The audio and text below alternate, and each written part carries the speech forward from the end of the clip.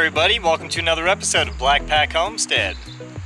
Oh, everything is so great here on the homestead other than Morella being sick.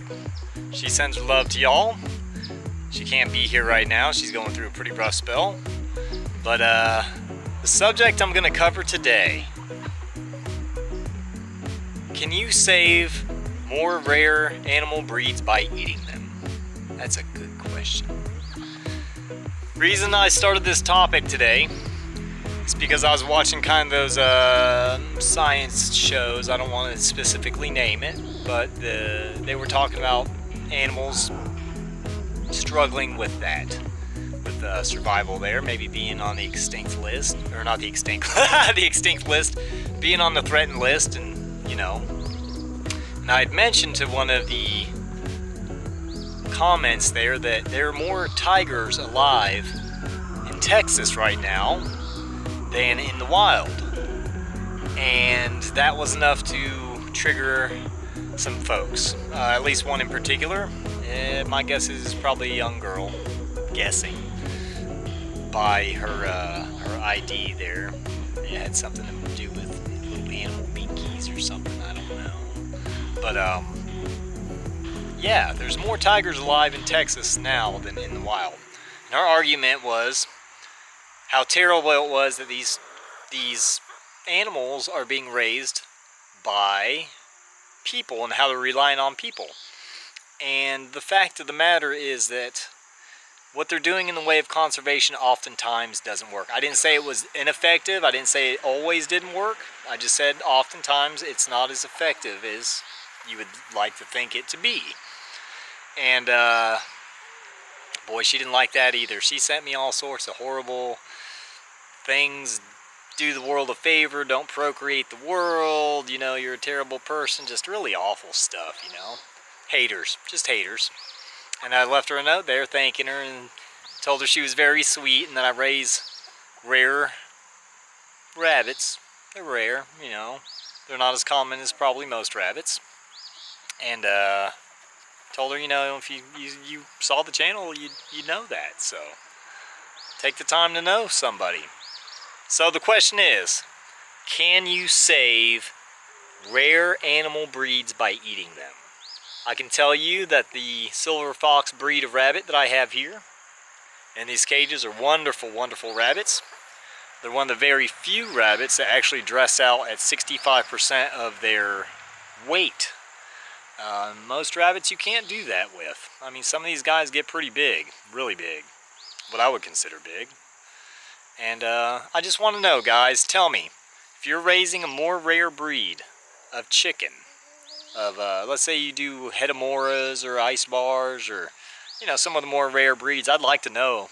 I want to know. You know, some of these guys are really, really, really nice, you know. With all the industrialization going on in the world, a lot of these smaller breeds are just going away. I mean, they're harder to find, guys, they're harder to find. And that's because everybody's doing the Cornish crosses, which there is nothing wrong with. There's nothing wrong with doing that. But on the other hand, you know, how many Cornish crosses do you really need in the fridge, you know? So keep a few around. They tend to be a little different in the way of they're more self-reliant. You know, some of the other ones, they're so large, they don't forage very well, you know. There's a lot of stuff going on there. And I'm just curious as to if you guys have any rare breeds, you know, be it chicken, rabbit, pig, maybe you do some mangalisas or something, you know. Guys, let me know. I love all of it. But it's just kind of funny to me. It's funny to me that I'm saving the slightly threatened rabbits by eating them. It's done a better job of what most people have. And it's a hard thing for a lot of people to understand, but you know, people eat a lot of chicken, and I can tell you there's plenty of chickens running around this world. Chicken is not one of those things that's gone by the wayside. So, one more thing I want to cover.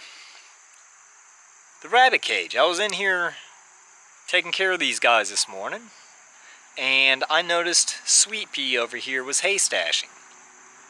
And if you're not familiar with how rabbits work, generally they get to a certain point in their pregnancy that they will start to hay stash. And I didn't breed her this year, but there is a cage that is not a solid wall between the two there on this left-hand side. And I heard that they could do that. It's possible. So I threw her in a box this morning. It was really funny, guys. If you guys haven't seen hay stashing, rabbits hay stashing, it's well watching. The only thing funnier is probably watching them breed. That's as funny as it gets, I think. And but hay stashing, they just keep grabbing as much hay as they can. They'll have these big tufts, guys, huge tufts on the sides of their mouths.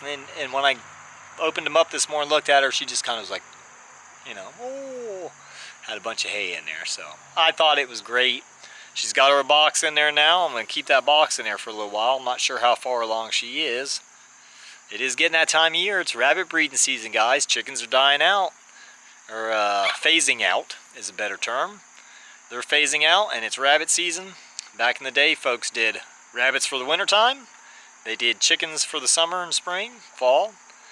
But all good things have to come to an end, guys. And if you don't have that alternate meat source during the winter, it's something to consider.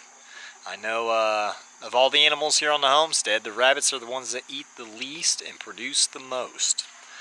I was watching a video, Joel Salatin video. He was talking about his rabbits on an acre of land, and he said he could generate probably 50 grand worth of rabbit off of 1 acre of land, which to me, you know, you probably could, I guess. An acre's pretty big. Acre's pretty big. But of course he was rotating his guys out, and he doesn't have his breeders. I guess his breeders come time get processed and the next generation moves along, and I'm not really like that. I kind of like to keep my breeders around. And in fact, I'll probably have to find them a home here shortly. But yeah, let's go check these guys out, and I'll wrap this video up. Let me know, guys, are you saving more rare breeds of animals by eating them? Spread the word. Save the animals by eating them. Alright, let's check it out. What's up, chickens? What you got up on here?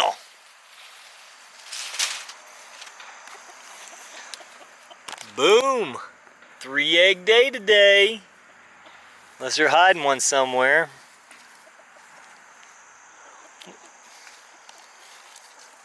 Alright, chickens, y'all better have me twice the number tomorrow. Oh, there's another one. 4-egg day today.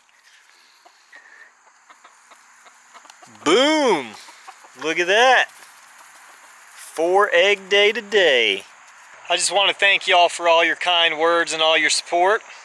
It's wonderful. I watch y'all too. There's just one of me and a million videos. So I go down the way and splurge, man. I splurge watch these things. And if I haven't got to you yet, I will. It's just a matter of time. So yeah, let's go over here and check out Sweet Pea. Sweet Pea, you got me some babies on the way? You got me some babies? I didn't breed you, but if you are, that's all right.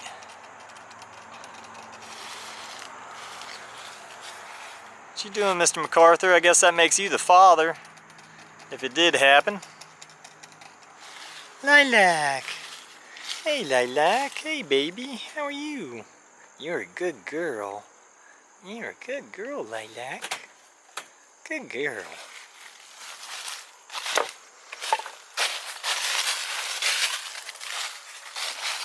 Hey there, Guinevere. Hey, Guinevere. You're the best rabbit. Yes, you are, Guinevere. You're a sweet baby. You're a sweet baby. Hey, Mr. MacArthur. Hey, Blackjack. What you doing, Blackjack? Hey, Quicksilvers. Hey, Quicksilvers. Y'all are good bunnies. I'll come check on you here in a little bit. Yeah, everything's pretty usual here on the homestead. Nothing special going on today, nothing super dramatic. But guys, it's getting that time of year. It's rabbit season. Rabbit season's on, so all we do is switch it up. We go from birds to rabbits. Time for a little Hassenpfeffer, y'all. Hassenpfeffer. So, I appreciate you watching my short little video today. like and subscribe. Use those, hit those comments. We love the comments. That's one of the best parts of it for me, is to be able to communicate with you guys. And yeah, thank you. Thank you for everything. All right, God bless y'all. We'll see you again here at the Blackpack Homestead. Bye-bye.